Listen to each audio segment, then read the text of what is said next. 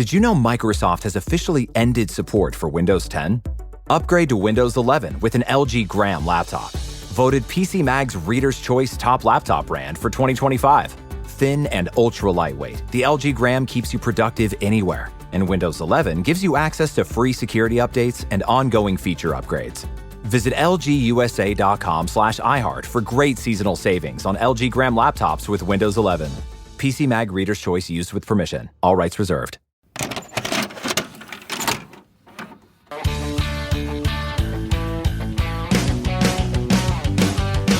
Welcome to You Had Me at Podcast, where we fall in love with romantic comedies all over again, one decade at a time. I'm Jess Sterling, and of course, I'm joined by my co-host, who has an unlimited supply of dinosaur t-shirts, Stuart. Stuart, how are you? I wish.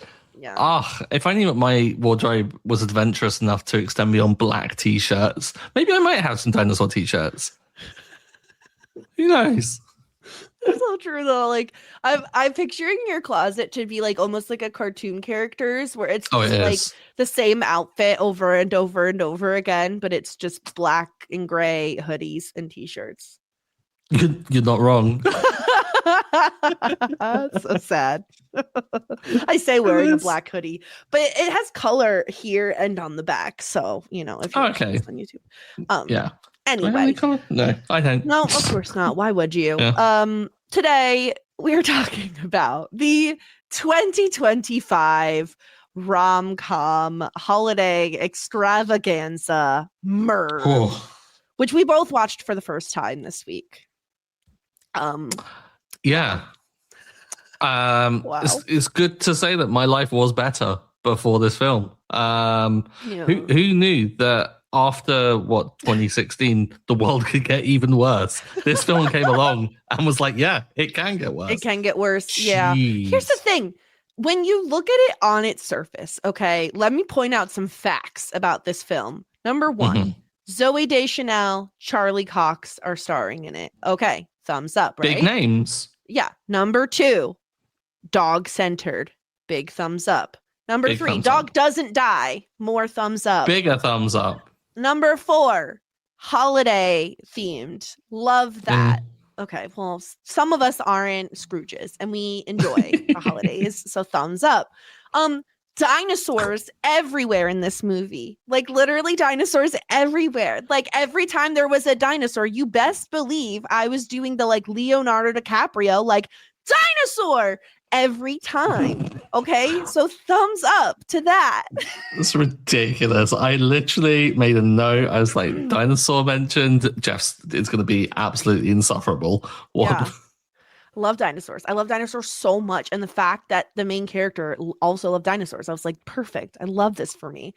Also, there was anything he doesn't love. He was just the most happy guy in the world. I mean, he was kind of despite being depressed, but like he was too enthusiastic. Like so much energy. I've gotten that criticism before. Fuck off. No. If you're depressed, go lay down and be sad. Go away. Yeah. And the other thing that this movie had going for it is that we had another dog character that was very cute that got along with Merv and was like his girlfriend of sorts, named Lolly. And I loved that because one of my all-time top tier D&D characters I played was named Lolly. So on its surface, I should love this movie. I should be coming into this podcast being like, I'm so happy I picked this movie. It was so good. And the problem is, it wasn't. The problem is, it wasn't good. And we're going to talk it through because I know you feel very similarly. We're going to talk through why this film simply did not work.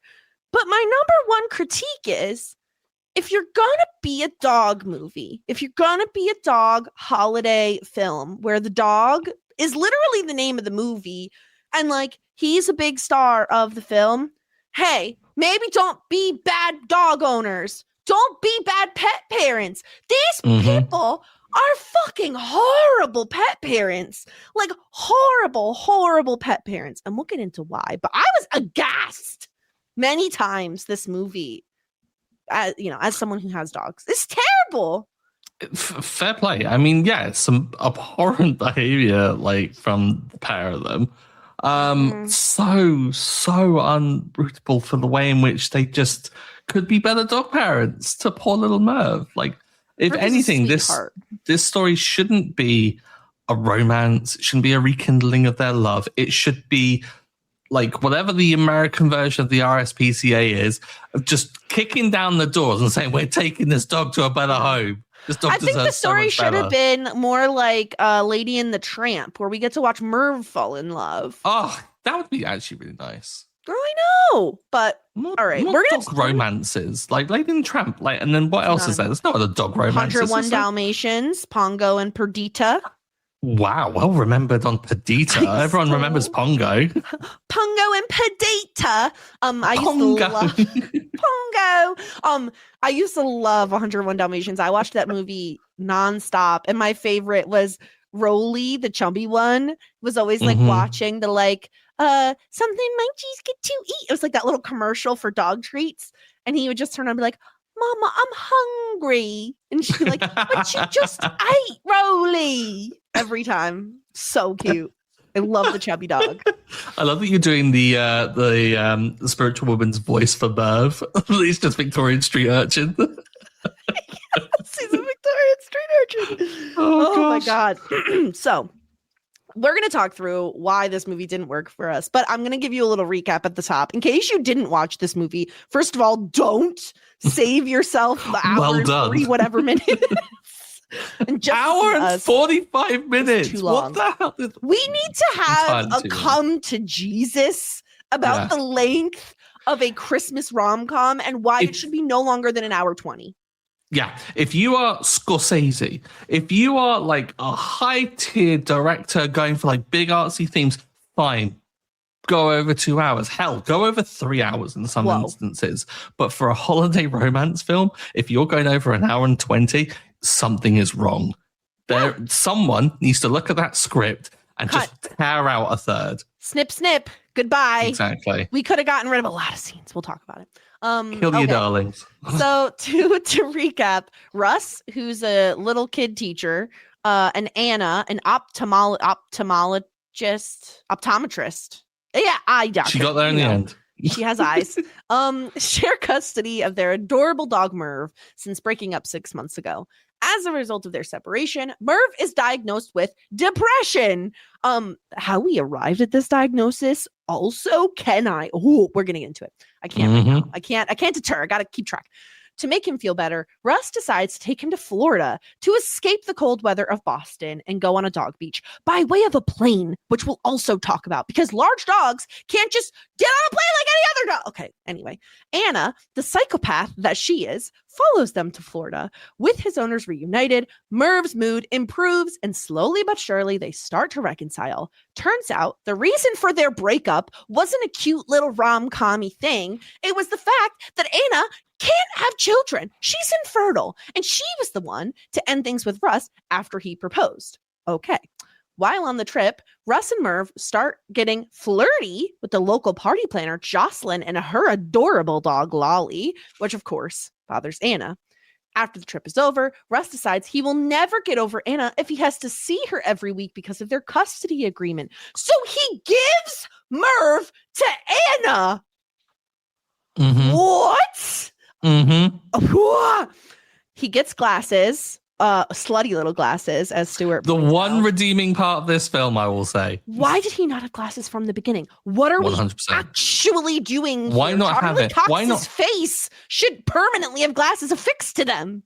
I need to not get into this now. We will get into it. I'll get into it. I have so many gripes. He adopts a new dog named Angelina, which, like, truly, who names the dog Angelina? The worst dog name ever. What are we doing? I'm really big into like dog names, like human dog names, like particularly old man names Winston? for dogs. Yes. Yeah, like it works perfectly. Angelina just does not work. What are we doing? at all. Angelina is like almost like a Karen sort of a name. Like it's like Angelina's gonna complain to the manager. You know, Can I have Like, your what jacket? Like, are we doing? What are we doing? Anyway, the couple reunites on Christmas Day when Russ decides, after having Angelina for like a day, to let her off leash. Sir. Anyway, they get back together, and then in the credits, it seems like they get engaged. I don't know if it's the following Christmas. I assume because Angelina's wearing her own custom sweater that this is the following Christmas. Yeah. But like, truly, I couldn't care less. So that is the movie. Oh, I think you summed it up immediately. We can actually close this podcast straight away. I couldn't care less. They don't have good chemistry. That's my like. I like to start off. There is some Charlie Cox on their own, like Charlie Cox, adorable, right? Like just so good looking, like immediately rootable. Zooey Deschanel, your mileage may vary. If you're a new girl kind of person, you probably love her. I get a little bit tired of her like quirky shtick fairly quickly. Yeah. Like, I'm just a quirky girl with bangs. It's like, okay, girl, just because you have bangs doesn't mean you're quirky, but sure. It's very early YouTube. I've got a ukulele there for a personality. Like, no. Fuck off. Like, bring something else to the table here. Like, come on. And the problem is they don't have any chemistry together at all. Not at all. Like, this was 100% casted on name only. There was no, and people like mock the whole chemistry test, but I think it's necessary for a fucking rom-com because you've got to make sure that these people are believable as a couple. And I think looks-wise, they certainly are. I mean, like, they're both kind of like bang in the same field, I'd say. But there's just something about the way in which they talk to each other that's just so, I'm reading this off of a script. Like, it was really just so unnatural. Yeah. And it didn't work at all. And I can imagine them being so excited when they got like Charlie Cox and Zooey Deschanel to go on, because it's like, amazing. I think I would have preferred to have like nobody, no name characters, or even like dig out the ones from like the Hallmark films, like throw in those. And I think this film would be where the hell's much more redeemable. Yeah. Exactly. Yeah. Yeah. That's a big gripe I have. And on top of that, you could listen. I'm not trying to like pigeonhole people. There are people in the world who are like dog and cat people and just animal people. They love all animals, any shape, size, breed, anything, species, whatever.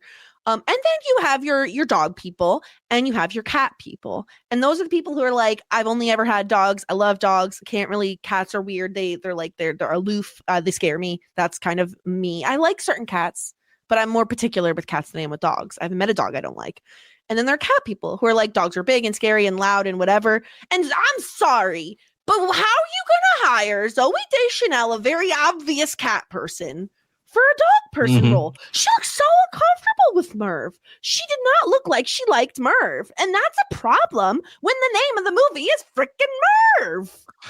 This is the thing as well. Like, you think, I want there to be a chemistry test between those two. I want there to be a chemistry test with the fucking dog.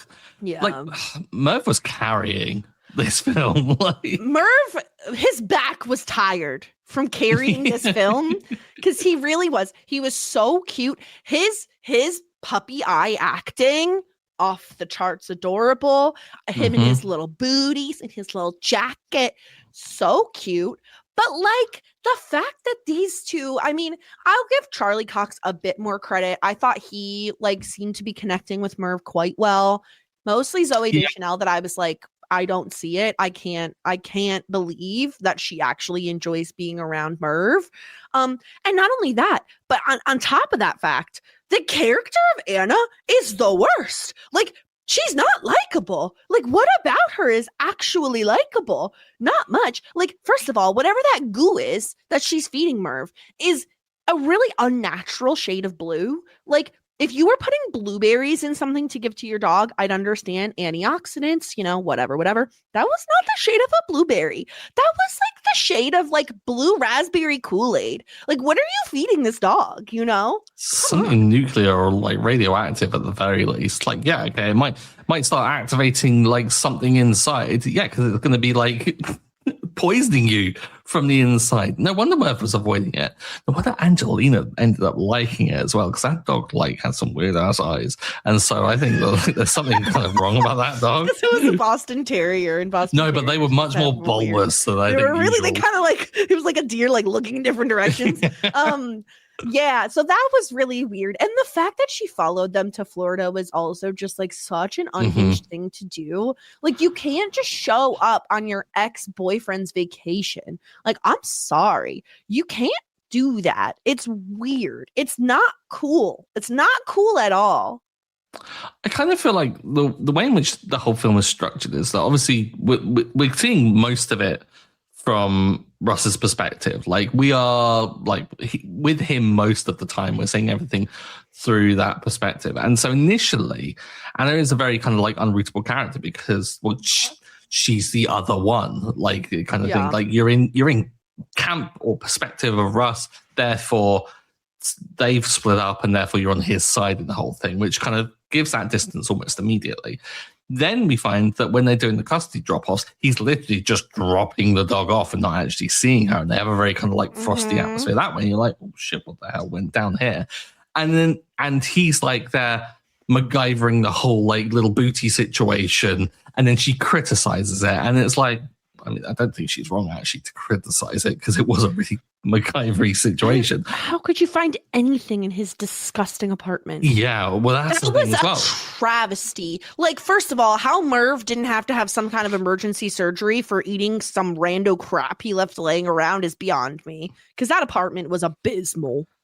Maybe that's actually what it was. Maybe it wasn't that Merv was depressed. Maybe Merv was just sick from being in an awful situation, was taken out of that environment, got well, and then he cleaned up his stuff, and then everything was happy as ever after. Here's the thing. This is my other, like, I have so many gripes with this movie, but like, as someone who has gone through some stuff in terms of pet ownership, it is so actually unbelievable that you would bring a dog who is lethargic and like seems unwell, bring them to the vet to be like, well, his heart seems normal.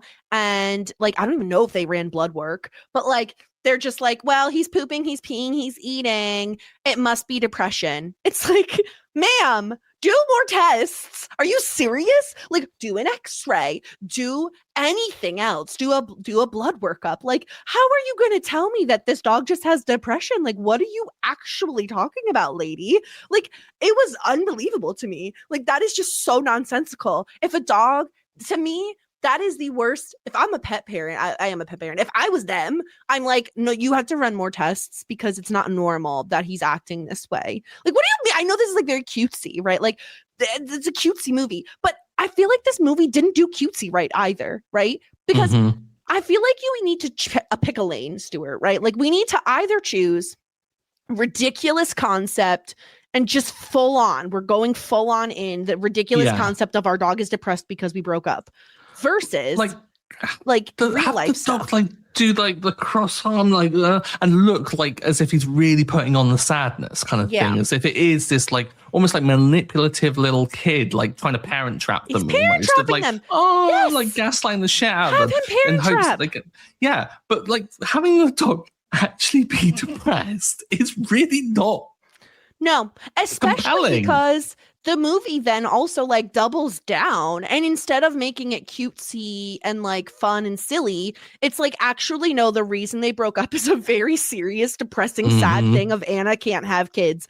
And they don't ever fix that. They don't ever discuss it. There's no conversation between Anna and Russ of like, here's what our plan is moving forward. Like, Anna really wants kids, but they never address any of it. And it's like, you can't have it both ways. You can't have like this cutesy fun film, but like have this really sad, heartbreaking reason they break up and then not fix that. Again, I'm not looking to have Anna suddenly be fertile myrtle and like birthing out 10 kids, but like, but like, I would appreciate if they at least had the discussion of like, well, what do we want to do? Do we want to adopt? Are we okay without having kids? Like, do we want a surrogate? Like, where is that conversation? It doesn't exist. Or even just the more reassuring conversation between the two of them of like, this wasn't an issue to do with like someone's physiology and like the whole relationship. It was communication. It was him saying, yes, maybe I might have wanted them, but I love you more than that. And therefore I would love to stay with you. Or like, you shouldn't feel that burden. This is not like something that needs to be kind of like blamed upon someone. There's no blame to apportion for something that is completely out of someone's control. Like, yeah. It's wild. And like why she didn't feel comfortable in talking to him about that. There's a fundamental issue of like breakdown of their relationship that is just not addressed because he's like, oh, I miss you. And I don't, I miss you being around. Okay, I'd like to be with you. Oh, but I got another dog because I feel sad. Like, it's just so irresponsible across the board between the two of them. And it's all bad.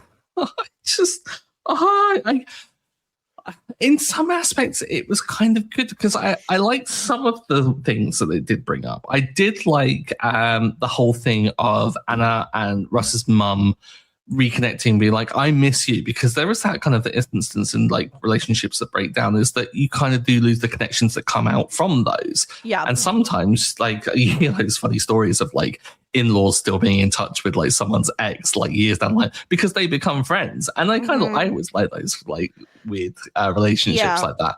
And I kind of liked them for having the bravery to talk about that. But again, it was like cramming in another quite serious issue into what is meant to be a whimsical film about a dog having the sads.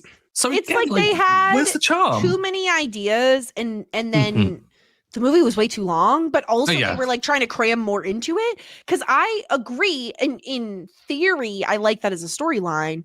But it felt like we went from like, I hate you while we're cutting the limes to like instantly, I miss you so much. Like the next scene. And I'm like, this was not earned at all. Like, what are we talking about here? Like, what are we doing?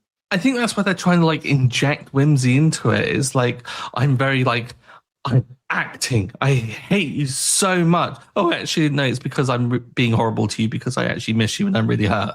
Yeah. And it's like in that kind of like whimsical way of just like things flipping immediately because of like that sudden, not realization, but like I think revelation. And it just doesn't work at all. It's just so not believable for one thing. And it's so unearned because it is trying to be serious and funny in the same breath. This is two different films that have been crammed together. Yeah. Both in the runtime and the script. Like, it's just...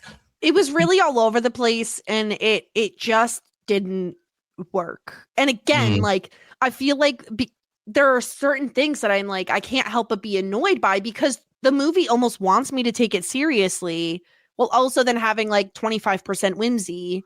So it doesn't work at all. Like, there are so many moments in this movie where I was like, these two are actually terrible pet owners and like shouldn't be allowed to have a dog. Like, number one, I need to bring up the fact that Russ takes Merv on a plane to Florida, and Merv is not a small dog. Okay. Like, if you had like a Chihuahua and you wanted to bring it on a plane, you could probably put it in a pet carrier and put it underneath your seat and you're all good to go. If you're bringing a bigger dog like Merv on a freaking plane, they're going in like with the luggage, which isn't heated, is terrifying for any dog. And I would never, like, the only time I think, and this is my opinion, you should ever put a dog in that situation is if you have no other choice. If you're moving across the literal sea. Otherwise, if I was moving from like New York to California, you bet your ass I'd be driving, because I would never be putting my dog, because there's not enough control over that environment. It is so dangerous. There have been so many instances of like pets being harmed in that situation. So to go to freaking Florida. Yeah, even just the stress of the whole situation. They're like, I'm suddenly in a dark metal tube, freezing cold.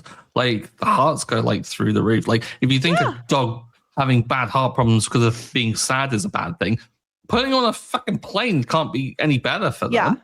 Like, so that was horrible. Outrageous. It's so dangerous. That was like the first thing that I was like, whoa, what are we doing here?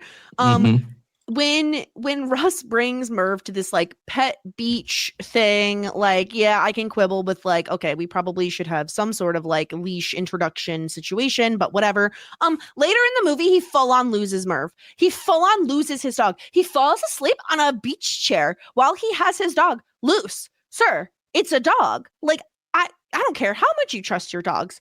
You gotta be awake and coherent. It's like a small child. And you're on a beach near the ocean. Like, what are we doing? You could swim away forever. Goodbye, Merv. Also, I could be misremembering because I did kind of start checking out around that time. But didn't he just like get drunk and fall asleep from like a double whiskey? Like, I'm like, you're meant to be a Londoner, mate. Like, you should be able to handle your drink a little better than. Like, no, like, no, what's going on? He's horrible. No, it's just terrible. Like, why do they make these choices? Like, I feel like this was written by someone that goes, dog films do really well, but they've never owned a dog themselves. And so this whole like instance of dog ownership is a very kind of like other thing that they don't fully understand. Like in the whole instance of having a dog getaway holiday, do these things exist? Oh, definitely. Like, that definitely exists. No. Like we went to, when I visited San Diego, I didn't have my dog with me, granted, but we visited San Diego and this is going to sound actually kind of crazy.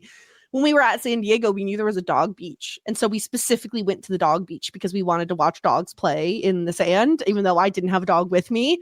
So like these sorts of places exist that certainly cater to people who own dogs. Now, whether or not like the people that are going there are responsible dog owners is always a question in my mind, because like, yes, in a perfect world, the idea of like a dog park, a dog beach are all great in concept. But the fact that you have people who like maybe their dogs are more reactive and like not necessarily loving and accepting of all other dogs is like, you're always running that risk, you know? So like certainly these things exist, but this is more of like an Oasis version of like the real thing. Like, let's keep in mind, if I'm Russ and I'm going to a dog beach, I'm not stepping foot in that water because dogs are just doo-dooing all over the place there. Like that's happening. Like what a psychopath who's actually going in the water there, you know? I hate to break it to you, Jess, but fish are pissing in that thing all the time. Yeah, but at least it's like not right there, you know? Like right there. Did you know Microsoft has officially ended support for Windows 10? Upgrade to Windows 11 with an LG Gram laptop. Voted PC Mag's Reader's Choice Top Laptop Brand for 2025. Thin and ultra lightweight, the LG Gram keeps you productive anywhere. And Windows 11 gives you access to free security updates and ongoing feature upgrades. Visit lgusa.com/iHeart for great seasonal savings on LG Gram laptops with Windows 11. PC Mag Reader's Choice used with permission. All rights reserved. So yeah, no, they're terrible pet parents. As we were watching and Russ is like deciding, oh, it's too hard to see you every week. You should just keep Merv. I turned to my husband and I said, there is 0% chance I would ever do this, by the way. Like I would never be like, you have custody. Sure. No, that is my child. What are you talking about? I birthed that baby. Like I will not be giving him up. Like, are you fucking serious? Like would never happen. And then to just attempt to replace him instantly, and not just replace him instantly, Stuart, but to be like, oh, and here's your bed that was actually Merv's, and here's this chewed up toy that was Merv's. Like, yeah, why don't you like all this stuff? Because it smells of your former lover, mate. Like it's so upsetting. It's outrageous that he thinks that this is like another dog is like a band-aid to fix his broken heart, and it's not. And this is the other thing that really annoys the hell out of me. It's just the idea that a dog is a thing that you can just buy. It's not a responsibility, something you have to think about. And like the shelter is part to blame for this as well, because they shouldn't be like just on a whim, just giving over dogs and stuff. Like, okay, dogs desperately, shelter dogs particularly, like need good homes. Maybe do some due diligence on this guy. Maybe go and inspect his freaking apartment and see that it's an absolute shithole and he can't like look after himself, let alone another creature. Yeah. Like, what is going on here? Like, I'm not sure if it's the same in America, and this is just a thing that the film is like glossing over. But like over here in like Battersea Dog's home in London and stuff, in order to get the dog and whatever, you have to go through like almost like a interview process where they do check where you live and that you do have the appropriate. Good rescues would require that. Now, keeping in mind that the rescue that Russ went to, he had already gotten That's where they got Merv originally. Fair. So Yeah. like maybe they're waiving some of the like background prerequisite stuff. But still, like he takes home Angelina, and then like I said, like the fact that he barely knows this dog. Like you just got this dog. Like there is so much that goes into training a dog to be off leash. Like number one, you're like in public, you probably shouldn't have your dog off leash. Not necessarily because you can't trust your dog, but because you don't know about other people's dogs. Like that's the number one reason I wouldn't let my dog off leash. Like, so to let her off leash when you've just met this dog, you just got this dog and you like don't know what her recall skills are. Again, like I probably am thinking way too much about this, but as someone who has dogs and like takes dog ownership extremely seriously, it is crazy that he immediately lets her off leash. Like I understand it's for the bit of like, oh, they run. You could have just run into them. They could have both been on leash and just seen each other. Like we could have done that actually, you know. But you got the extendable leashes that like go out for like what feels like miles and stuff like that. Like put them on those. Like at least allude to the idea that these are good dog owners and not just do irresponsible things. And again, this is another reason why I think that this wasn't written by a dog owner.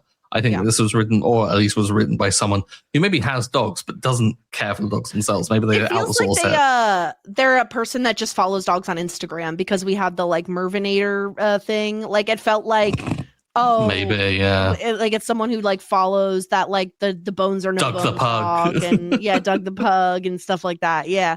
I don't know. It just really, again, like I get very prickly and like in the weeds on dog stuff because I do care like so much about how dogs are taken care of. And like, good God, this was just so awful. So that just like really got under my skin in a way that I was like, what? You can't just, the idea that you could just replace a dog like that was like actually really painful and like not okay. Like you can't do that. Poor Angelina didn't ask for this, you know, like she wants a good loving home too. Like you're just trying to replace Merv with her and that's not okay. Like what are you doing though? Oh, so sad. So sad. I mean, of course we had like taking it maybe a bit more seriously than I think they intended it to be. But I mean, we're already, no pun intended, we're dogpiling on it already. So let's continue. Yeah. Like, I mean, you know what? There are a couple good things to come out of this movie. Okay. I've got a couple of things that made me laugh, but Okay. Number one, Charlie Cox's slutty little glasses. Like, yes. Yeah. Definitely. Redeeming feature. Now, we said that we were going to get into that a bit. So she is eye doctor, optometrist, whatever you want to call it. Yeah. Put him in glasses at the beginning. Have him in slutty glasses so we can enjoy that for the remainder of the film. Yes, please. Have it be that they met when he first went to her, got a prescription, and has never allowed her to update the prescription. And she's like, no, you would have got worse. I'm telling you, your prescription's got worse. We'll ever like that so we can enjoy the glasses that way. Yes, please. Fixed. Done. There you go. Why not? Take notes, writers. Why make us suffer? I suffered by not seeing Charlie Cox in glasses the whole time. I feel like I'm in pain. Number two, also related to Charlie Cox. Apparently, so the dog who plays Merv is actually named Gus in real life, and Charlie Cox. My mum's dog. I know, it's so cute. Charlie Cox didn't have any pets like before making this movie, but he enjoyed working with Gus so much that he adopted a border terrier after the movie was done, which I was like, okay, that's cute. Like he was like, I love dogs so much now that, what are you making a face? Why are you making a face? It's great news. I'm conflicted. I'm like, yeah, it's a really cute story and stuff. I just hope it was like not, on a whim like this rich. Film was. He has people. Oh yeah, true. Yeah, who cares? That dog will probably have a better life than I will. Exactly. So yeah, I thought that was good news. But yes, tell me about your moments that you laughed out loud. So I made a couple of notes of things that I thought were like a couple of bits that made me laugh. Firstly, the MGM titles being replaced with a dog. Oh, chef's kiss. Yeah, brilliant. I love little tweaks like that for the opening, like production credits and stuff like that. The thing that made me cackle though was when they were dancing and then Bumbaleo comes on and then Zoe Deschanel goes, oh, this song? And I'm like, they had no idea what song that was going to be until like they Yeah. done post and stuff like that. So it was just such a generic filler thing that I was just laughing to myself because it was just so abundantly obvious that they had no idea what music they were dancing to in the slightest. Yeah. And also, are those baguettes? Yes, I've buttered your bread. Fucking kill a line from the friend. That I was like, great. that's the petty kind of like in joke with a friend that I love. I was like, she can stick around. Yeah, I because the friend stuff didn't work for me for 90% of the time they were around because it just felt unearned and like, okay, this is the filler friend who's like supposed to be helping. But when her going on the date with the man who literally butters her bread, I was like, that is psychopath behavior. Like I would leave. I would leave then and there. Like if some guy who told me like just handed my like, don't get your nasty grubby hands on my bread. Like what are you doing? Also, very funnily enough, so Anna in the film has a question that she asks all first dates, which is if your home were to burst into flames and you had already secured your loved ones and your pets, what would you grab in the fire? And in my head, immediately I was like, oh, my fire safe. Like I have all my important documents in there. And then he said that. And I was like, I don't understand why this is a bad answer. Like all my most important keepsake things are in the fire safe. So it makes sense to grab that. She's looking for an emotional answer. Like she's looking for you to have like some sentimentality to something. I don't have any sentimentality. I'm gasping though because I'm like, you have physical documents. I'm like, digitize that shit. Like that's why my answer was like my laptop, like a social security card. You can get new ones. Like that shit gets covered in insurance. I don't want to go through that trouble. Those are the things that's the pain. Like it. I was like, I don't know why she's so upset. Like, that's exactly what I would grab. But like, okay, like whatever. Like, sorry, it's not a sexy answer, but like, it's the real sorry, it's not a ukulele. You quirky like optometrist. Also, the fact that this movie, because they did like multiple times, they showed us like old pictures of Russ and Anna as a couple with like Zooey Deschanel having her bangs like pinned back, and then they tried to be like, oh, I just got bangs when she meets with his mom. I was like, fuck all the way off Zooey Deschanel. You've had bangs since literal birth. Like, stop it. You've seen the infamous picture of her without them, right? On the red carpet. And everyone's like, oh my God, it's outrageous. She is a shapeshifter. It does not look like her at all. It's so wild. Like, seriously. Everyone's like, oh, how comes no one knows that like Clark Kent is Superman? And then you look at Zooey Deschanel without bangs, you're like, that's how it's done. People without the defining feature of their face. Well, it's because she also doesn't have glasses on. So that's she also just has like, I think slightly different makeup as well. It's like quite pared down and stuff. Like her eyes are a little squinty. I think she looks even more weird when she's blonde in Elf. It's like, what is happening though? Like, why is she blonde? So there was only a few moments where I laughed out loud. And I think the only thing I thought was actually very funny in the film was this shirt, which they showed on screen towards the end of the movie with the quote of, "We wish you a Mervy Christmas and a Happy New Year." And I have it displayed on the YouTube channel if you're watching. I thought this was great punnage. Great punnage. Good punnage, certainly. I will say, like, said this pre-pod, I'm going to say it now anyway to shame her a little bit. Friend of the pod, Brenna, crafter extraordinaire. That's Brenna's feature if she goes off the deep end with the punnage and her crafting she's abilities. Lost her mind if that happens. Yeah. Yeah, exactly. Brought back in. Yeah. Yeah. So that was really the only moment I really laughed out loud. I may have laughed at the sweaters too because of how ugly they were at the end. Yeah. I mean, the moments of like cringy laughter, like the dancing, like Charlie Cox danced like Stifler in American Pie. Like it's just really awkward, but kind of like confidently good in that sense of like, I feel like someone can be described as a good dancer if they dance with confidence, and he certainly danced with confidence, but I wouldn't necessarily describe it as good dancing. And then also just the excuse of saying that meningitis for like why she was sick. I was like, what the hell of all things? That's just the worst. And there's like just odd choices like that I think were like intended to be funny, like gags. And I was just going, why? It's a weird choice. Like, what the hell? Couldn't get on with it. Weird choices. Very weird choices. Okay, we did get a piece of feedback. So our friend Todd the librarian was also watching this film and was quite disappointed with it. And he had a question: have you ever done yoga with your dogs? And this movie is so unrealistic. Like, there was one dog, I think, in that scene with the dogs doing yoga that I was like, this is actually what a dog would do, which is like, if your face is that close to the ground, they're going to be like giving you kisses and like trying to jump on you. And like, that's what my dogs would be doing. There would be no downward dog. There would be no like, oh, sit pretty. Like, no, dogs can't normally just do that. The moment your like face goes near the floor, they're kind of like, oh, what you dropped? I want that. Like, I'll eat it. Like, get out of there. And then you're like fighting for like a bit of lint on the floor. Like, outrageous. Yeah.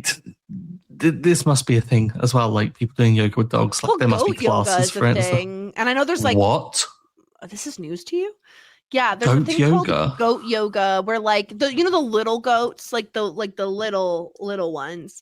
I guess they put goats on you or something. You're looking at it's a thing. It's a thing. Little falls and goats are on top of them. Yeah. What the hell? I think puppy yoga is also a thing where they put puppies on you. It sounds like a very like LA, New York thing to me. But yeah, I don't know. Like, you see like cat cafes and you just like in an abundance of like little kitties and stuff. Seems quite nice, and then you realize the whole place smells of cat piss. But like, throw me into a room with a ton of like little puppies, and I'd be. That's my heaven. Oh, yeah. Heaven. Have you seen the clip of Tom Holland having that where they bring him out a puppy and then they like, do you want to make it better? 2 puppy, and then they keep giving him more. So brilliant. Yeah, that would be my reaction as well. That's definitely heaven. But normal, you can't just bring your dog to yoga. This is not what would happen. Yeah. There's a lot more like, I think, welcoming spaces for things to do with dogs. So there's a theatre chain over here called Picture House. And they do like dog showings of particular films where you can take your dogs along, and it's kind of chaotic. Yeah, sure. But like the pictures of everyone in the seats and then just the dogs sat next to them in the plush chairs, it's just so cute. Always gets me. I love it so much. Yeah. So yeah, that was the movie. That was Merv. Let's talk through some of our other little moments here. We have You Had Me At, which is the most romantic moment of the movie / the best gesture. The thing is, I can't think of a single one. Same. I'm really struggling. Was there actually one? Like, there really wasn't a grand gesture. Like, maybe. Okay, if I'm thinking of moments, the only ones that come to mind are like she grabs his hand in the car, which like, wow, the bar is low. Wow, yeah. And then the dancing I thought was like fun. Yeah. There's not any good moments. There's nothing in this movie is romantic. There really isn't. Can we give it to Merv and Lolly for being just like the cutest pups? We could do. I was wondering if like we can give it to like not necessarily good romantic gesture, but like a good gesture. I think like the way the mum like just leveled and was just like, I miss you. Maybe that could be claimed, but again, that was really weak as well. Yeah. Ooh. I'm giving mine to Merv and Lolly because I love when Merv did the paw. Oh, it was very cute. Lolly, it was so cute. God, the bar is so low. The bar is in hell. Okay, the bar isn't even on this fucking plane of existence anymore. And it could be because I'm crabby because I'm ill, but also there nothing about this was romantic. Like, I'm talking about 2 bad pet parents who can't get their shit together, like, and they have no chemistry. No chemistry. Like, she had more chemistry with the freaking bread buttering guy. Like, stop. She had more chemistry with the cop. Just kind of that. I'm actually, you had me at nothing. I want an answer. Okay, there you go. There was nothing in this film that had that gesture that was worthy of noting. There you go. So yeah, there you go. It's not our fault. The movie sucked. It is what it is. Moving on to the meet cute or meet creep meter. I'm happy. Because if I get my way here, things are going to look very even. Yeah. So to summarize, this is our like, how do we the red flags in the relationship? We have from top to bottom soulmate status, which is currently occupied by the holiday. Green flags galore with 10 things I hate about you. We can fix them maybe with bridesmaids, and I'm getting the ick with say anything. And yeah, I mean, I don't see literally any reason why these two people should be together. I think they should simply just share custody of Merv and call it a day. I think they're maybe, okay, my only argument against Red Flag City is, are they just so bad that you're like, fine, just be together. You both suck anyway. What, by virtue of being together, they're sparing two other people in the world from being subjected to them? Yes. Maybe that is a forever. redeem- Now Angelina's getting roped in. Maybe. No, but I just think they're like, they don't communicate. They didn't fix the problem that was the reason they broke up. They had like a single conversation about it, and there was no like, I love you no matter what, or like, we'll figure this out, or should we adopt, or should we just not have kids and be dinks forever? There's not any of that. None of it. Oh, yeah. I mean, with the fact that there is none of it, I mean, I'm feeling Red Flag City. I think this is beyond fixing, unless you literally tear this script up into two pieces and make one that is a serious film, perhaps exploring the idea of like losing extra like relationships that are built off of a relationship, and like basically not throwing away, but like losing half of your life because you invest so much in that. I think that's a very serious possible topic to be done.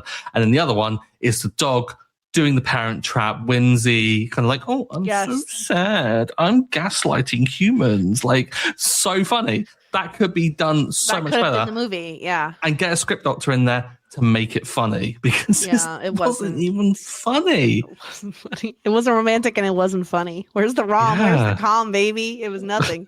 It was a rom-con. That's what it was. It was a wrong-con. A rom-con, yes. Yeah, wrong-con. So yeah, Red Flag City. I feel like that makes sense. I feel like it earned its freaking spot in that, because it just sucked so bad. Mm-hmm. It was so bad. Like, I can't think of a redeeming quality for these two. Like, truly, there's nothing there. Yeah. But I mean, I guess there was a Oh, no, there wasn't. Trying to justify their relationship. And I was like, oh, yeah, because like, I mean, I did get a bit like when she did the whole reveal of like being infertile, I was like, oh, okay, that's sad. But I was like, this is just not for this film. No, it doesn't fit within the film. And the worst part was I knew it was coming, because the moment she shows up at her friend's house and is like so uncomfortable around the kids, I'm like, she can't have kids. I thought it was either going to be miscarriage or can't have kids. Like, I knew it was going to be one to do with kids no matter what. It was too serious for this movie. If you want to do whimsy, then maybe don't dive into like fertility as like a subject. Yeah. But also, like, how can you? I mean, forgive me if I'm like going to say something that maybe like you might fall into, but like, I would imagine if you're in a relationship and you decide to get a dog together, surely you've had the kid chat, right? I'd like to imagine you have. The weird thing is, because these two, it seemed like they had gotten a dog together because they got Merv as like a puppy. They'd been together for a long time, but they weren't married. And it seemed like, and maybe this is not the right order of operations, but it seemed like after she found out she was infertile, he proposed. Yeah. But yeah, like, because what I'm thinking is just like how much pressure has he put on the whole future of having kids? I have the feeling that she put all of it on herself. But yeah, generally speaking, again, this is me as like a very logic person who has definitely had these conversations with anyone I've been in a relationship with. it comes up. Like, if you were thinking of being with a person long term, which it seems like they had been together long term, the subject of kids comes up because it's a huge deal breaker. Like, if one person wants and the other person doesn't want, that's kind of it, you know? Like, generally speaking, that's kind of going to be the end of things. So it's just insane to think that there was never a conversation to be had, because, again, if you find out you are infertile, like, usually there's a way in which you're either getting tested for that sort of a thing, or like there's a way in which you're finding out that information. And finding out that information is going to be a bit of a long journey. And you're generally probably going to have a conversation with your partner about it. And like, what does this mean for us as a couple? Like, to think that they didn't have any of those conversations before she just called it quits on the relationship is like just insane. There's no way that would happen. And if it does, then you're a fucking horrible couple because you have terrible communication. Exactly that. And this is why, like Red Flag City is completely that. It's a total breakdown of communications. Therefore, the relationship is just doomed. Doomed, I say. Doomed. So yeah, that was bad. And I fear this next category is just going to be a real rough time for this movie. The Best in Showmance score. And this is our score for our overall enjoyment of the film. And like, you know, so far, we have pretty high scores. You're at a 7.13 average, and I'm at an 8.5 average for liking the movies that we've watched. This is the first time we're watching a movie that neither one of us has seen. And so, like, obviously we're picking the movie not knowing what we're getting into. I picked the movie because, hey, there's a cute dog. Both leads are like fine, you know, fine and I like. And, you know, Christmas, all of the above. I think the trailer gave, some high hopes for this as well, because the trailer didn't come across that bad. Like, I got cheesy vibes from it, but I kind of want a bit of cheese when it comes to a rom-com. Like, I want that. Like, I love watching the cheesy Hallmark films and stuff. There's a reason for it. Like, they are a bit of a guilty pleasure. Like, you kind of get enjoyment from how nod, wink, wink they are to the camera of just how crap they are. This took itself too seriously for it, and that like totally was lost like on the marketing for this film completely.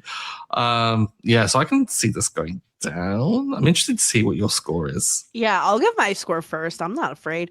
Here's the thing. It's a really bad movie. It was a really bad movie, and like, it had so much going for it. Like I said at the top of the podcast, like, you have dogs, you have a guy who likes dinosaurs, you have Charlie Cox, you have Zooey Deschanel, like, you have Holiday, you have like everything I should want in a movie. And the fact that it still didn't work for me is just like such a bad sign for this movie. I'm giving it a 2, and I can't even possibly go any higher than that because of how bad this movie actually was and how mad it made me at how terrible they were at being pet parents. 2 is as high as I could possibly go, Stuart. Fantastic. I'd like to give it a 1. Initially, I will say, I scored this on Letterboxd to talk with Grace about Letterboxd on Crying Laughing recently. I was like, I'm going to start using it again because like I haven't been logging things on there for a while. And I initially gave this 1 out of 5 stars, which would equate to a 2 on our kind of like little scale. And while talking about this film with you now, I've since taken it down to half a star.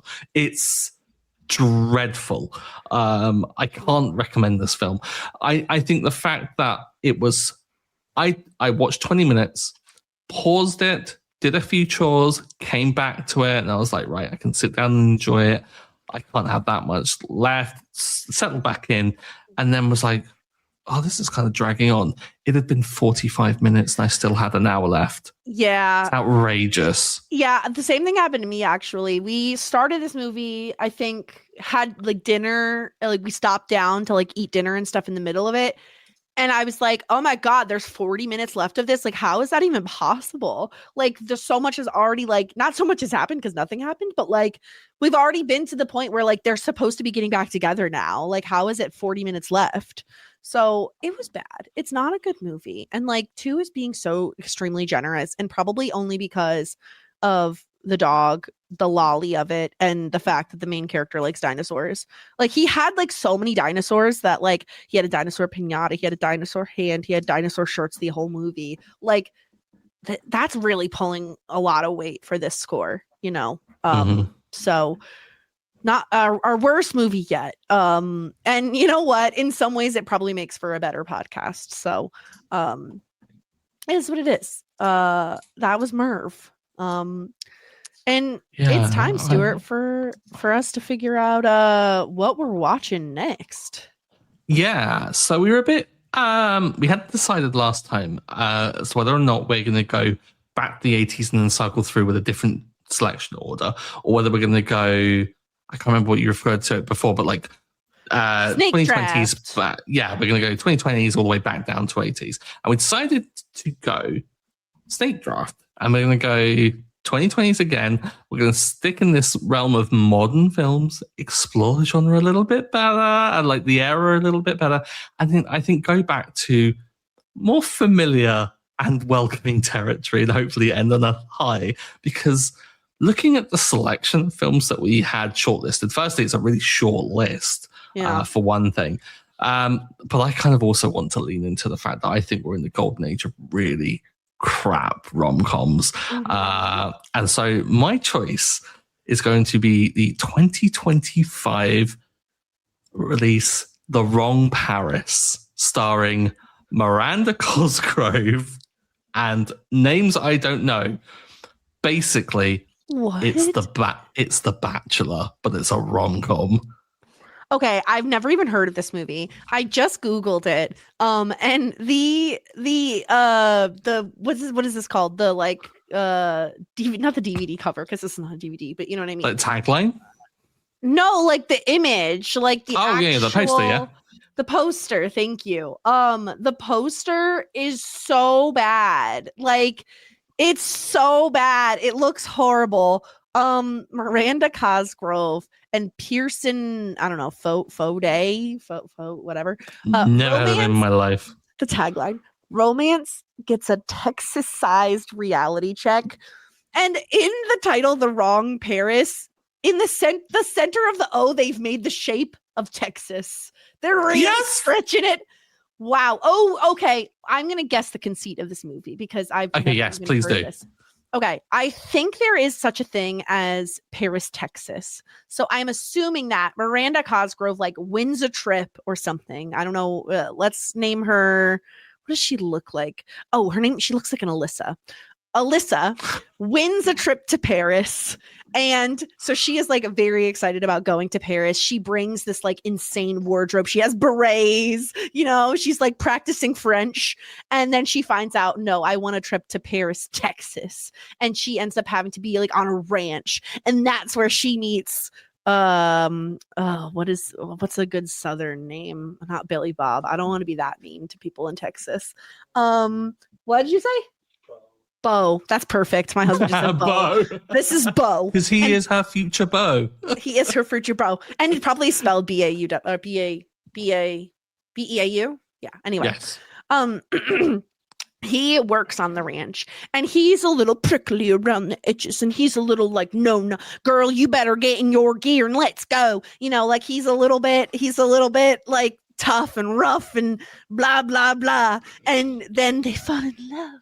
I can't wait. This looks so bad. I can't wait. What was this on? Was this just made for TV? What is this? Netflix. I think it's made for Netflix. Of course. It's one that made the rounds. So me and my friends, we get together and we watch like the bad like films. My friends notoriously Danica McKellar, they refer to her a horrible name. And then we watched all of like the Lacey Shaber ones, the Gretchen Wieners ones as well. Like, who's that? Yeah, we've just watched a load of those. There's a real, I don't know, like I think a lot of people are kind of like what started out as hate watching like a lot of these things, which is kind of what ours are, has evolved into kind of an appreciation for this like cheesy genre because they're so self-aware. Like it's very Hot Frosty vibes of like I think they know what it is. They know that they're appealing to some people who do genuinely like these films. And with that, I think that these ones being a bit self-aware like that, there's more of a charm to them. So I don't think it's necessarily going to be quite in the Merv realm of this is bad because it takes itself seriously. I think this is going to be more redeemable because it's like aware that it's not taking itself seriously. I love a show, movie, piece of media that just knows its lane. It is like, we are campy, we are silly. It's like The Traitors knows its camp. Like, there's specific sorts of shows where it's like they know what they are and they're totally fine playing into the joke. And that's where this movie just so missed. And I can't wait to see about The Wrong Paris. This is so fun, especially because, oh my God, if I have the opportunity to do like a fake French accent and also a fake Southern accent next podcast, I'm just going to be in heaven because I'm so bad at both of those things. So it'll be like the audience is playing D&D with you, Jess, because that's what I experience all the time. I maintain that my Southern accent was very good as Lolly. I maintain Southern accent was very good. Very infectious. Are you trying to say that my Russian accent is bad? The fact that you're silent now is honestly really upsetting. By the way, speaking of good Russian accents, thank you. I was just going to segue us into a quick little heated rivalry chat because the podcast I just recorded with Sarah recently over on Shit 90 Shows taught me. I told her, I'm like, you have to watch Heated Rivalry. Like, you absolutely have to watch the show. She hasn't watched it yet. I think I convinced her to watch it. I was like, if you want to see the best donks in the entire world, you need to watch that. So it's starting to infect my TikTok now.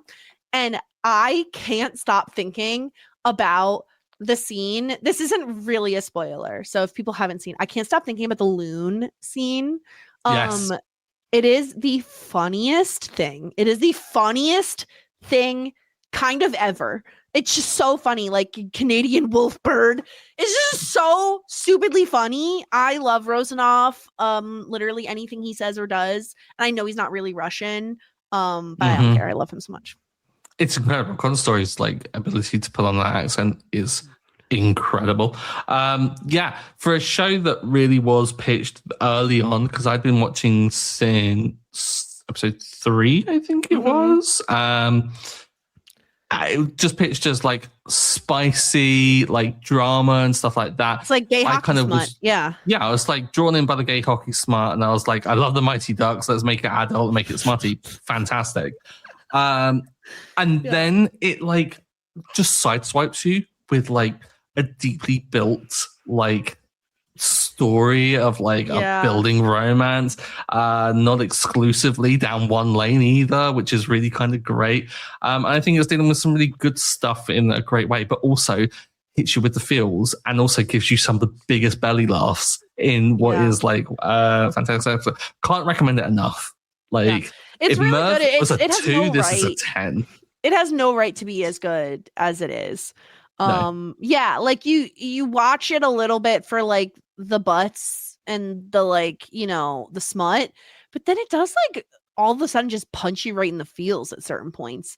It's really good. It's a very quick binge. We watched it like mostly in one night. Yeah, a tight 6 episodes, which is a lot of and also a nod back to talking shit. Sebastian Rain is in it as well. And he is wild, so good looking. He looks so different. I didn't recognize him at first, honestly. I didn't recognize him because I was like, that's obviously not him. He looks so different. So good. Like, there's not an ugly person on this cast. It's simply not allowed. Everyone's hot. Everyone has abs. I will say, like, talk about Zooey Deschanel being a shapeshifter with the whole, like, taking away the bangs, being a completely different person. Beards are just that for guys. Because the moment Sebastian Ring puts on a beard, admittedly gets absolutely shredded as well. Yeah. It's infinitely more attractive. He's so good looking. It's like honestly offensive. It's honestly offensive. It's like so upsetting. I can't stop thinking about the butts. The butts and are also insane.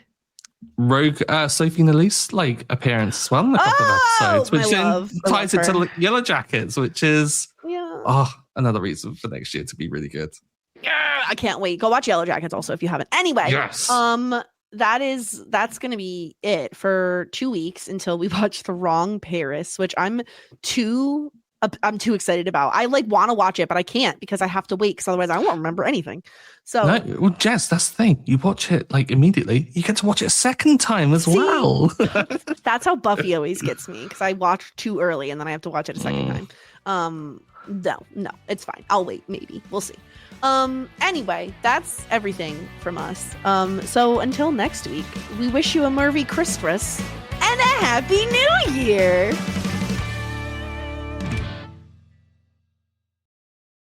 Did you know Microsoft has officially ended support for Windows 10? Upgrade to Windows 11 with an LG Gram laptop. Voted PC Mag's Reader's Choice Top Laptop Brand for 2025. Thin and ultra lightweight, the LG Gram keeps you productive anywhere. And Windows 11 gives you access to free security updates and ongoing feature upgrades. Visit lgusa.com/iHeart for great seasonal savings on LG Gram laptops with Windows 11. PC Mag Reader's Choice used with permission. All rights reserved.